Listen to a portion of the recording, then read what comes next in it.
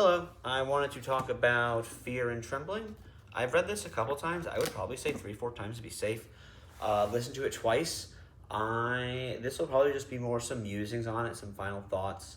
Like the book itself, it would probably be more of a confession than um, uh, uh, I'll say biography, a diary, than any substantial philosophic work.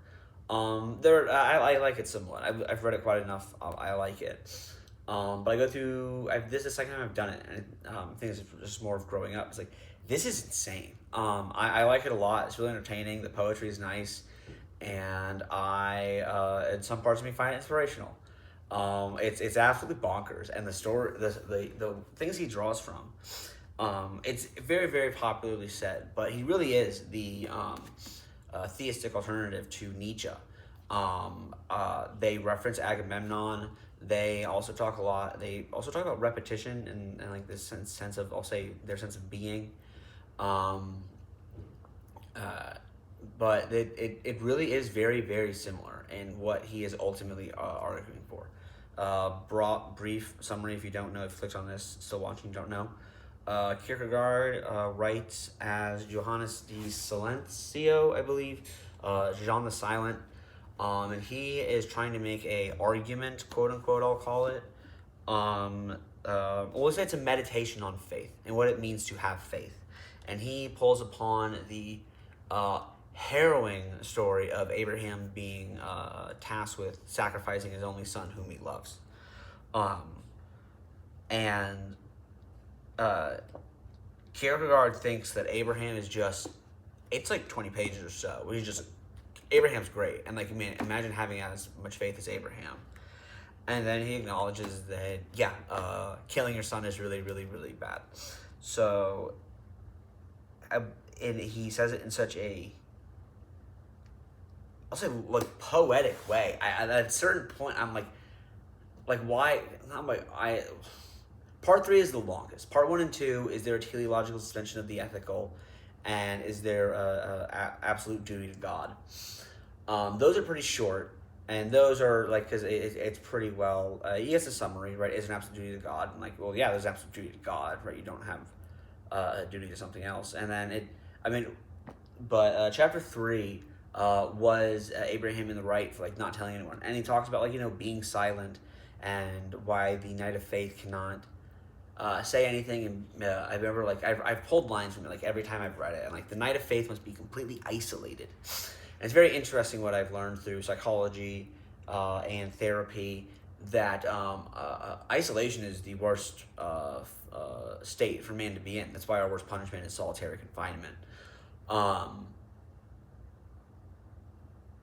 It used to be compelling to me. I will say I used to, in some sense, yearn for it. It's destructive. Oh, that's what I'll say. If I were to say like I tried to pull from this as best I could, it's completely destructive. It's completely egoistic. He tries to make an argument that's not egoistic, because like to do something for yourself is egoistic, but to do something for God is the highest form.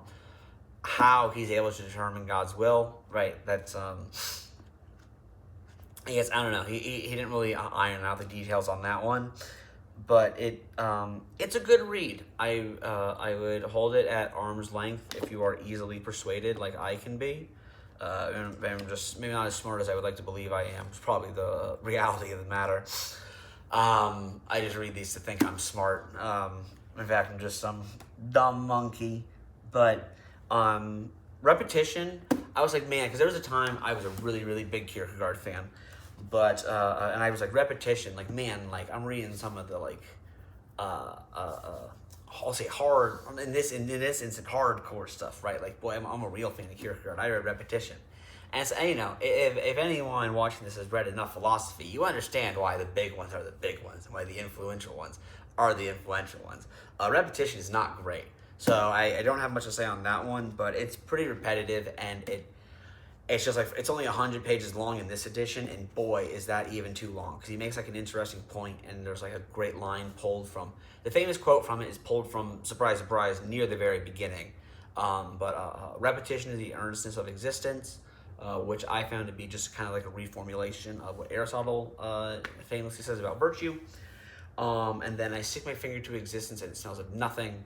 I remember thinking that was really neat, and then that horrified everybody around me. And because I was a jackass, I thought that was cool.